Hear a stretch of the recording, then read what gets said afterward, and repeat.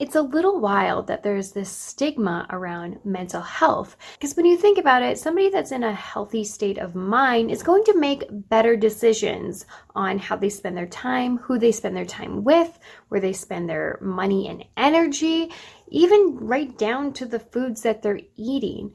When we are not in a good mental state, we don't make very good decisions. So this idea that there's a stigma around mental health is wild to me, because when you think about it, the people that profit the most off of people that are not in a good space tend to be, junk food companies, or these diets where if you take this pill, or if you drink this type of smoothie, or if you spend money on this thing, even the stuff that we're looking at online and in the media, from the makeup industry to the music industry, and just showcasing this lifestyle that looks phenomenal.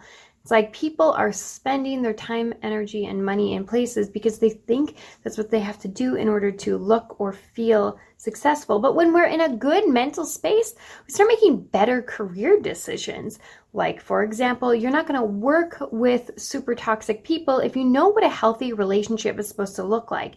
If you know what that would feel like, then you're also not choosing an intimate partner that is toxic for you, because when you are in a good, healthy relationship in that aspect, you also tend to thrive in your career, because you're not worrying about this drama off to the side when you need to be focused on music and creating and building your brand image. You're also less likely to pay for things like likes and traction on your posts, because you realize that if you just build really good content, eventually you will gain that organic reach.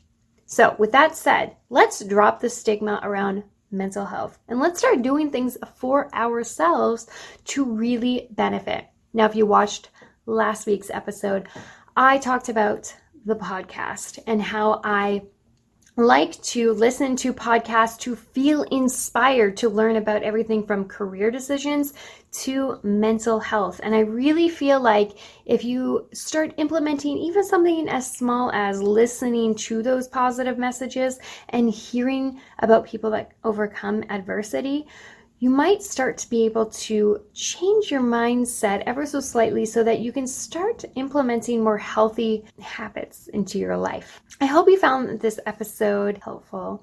I would love to hear from y'all. What is something that you're doing for your own mental health, whether it's choosing better foods, getting some exercise in, or just getting outside of toxic relationships? Maybe you've noticed that you're kind of the toxic one in relationships, and you're not always open and honest about the things that are going on, which builds resentment, which you might also see happen in your career. Let us know in the comments below. Let's work together and drop the stigma around mental health.